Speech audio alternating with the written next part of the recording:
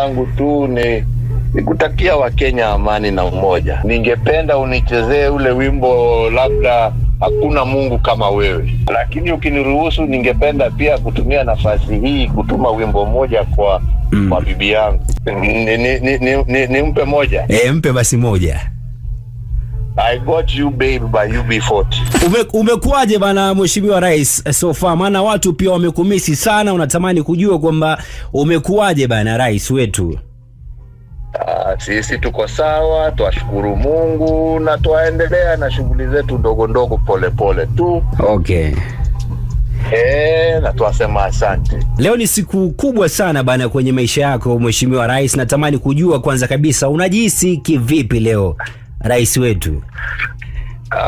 Kushukuru Mungu kwa hiyo miaka, kumshukuru kwa kuzingatia maisha yetu, kumshukuru kwa yote ametutendea. Okay. Na kuendelea kumuomba atuweke salama, aweke taifa letu salama, atupe amani na umoja. Amen. Hamna lingine, ni hilo tu. Watu pia wako na hamu ama uchu wa kutamani kujua labda rais, siku kama hii waga unaicelebrate kivipi wewe binafsi? Binafsi kikawaida na kuanga na family na watoto na wajukuu na marafiki, lakini kwa safari hii mara hii nimesafiri kidogo, kwa hivyo bado tuko kwa ile mikutano imenileta hapa. Okay. Lakini pia hapa tutakuwa na wenzangu na najua labda tutaenda lunch pahali ama kitu kama hicho mkutano wetu ukiisha. Wakenya wamekumisi sana bana Mheshimiwa Rais. Natamani kujua ni kitu gani ambacho ungetamani sana kuambia Wakenya ambao wanakusikiza sasa hivi kupitia Radio Milele.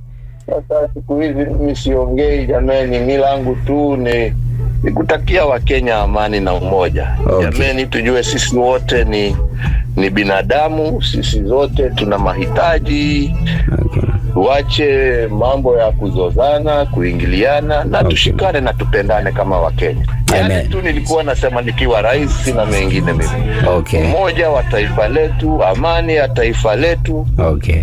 Na Wakenya waweze kusonga mbele pamoja. Amen. Nakuombea Mwenyezi Mungu azidi kukupa maisha marefu. Amina. Uzidi kuenjoy bana maisha ambayo yamekupa hapa duniani, na pia uweze pia kuzidi kutestify. Amina.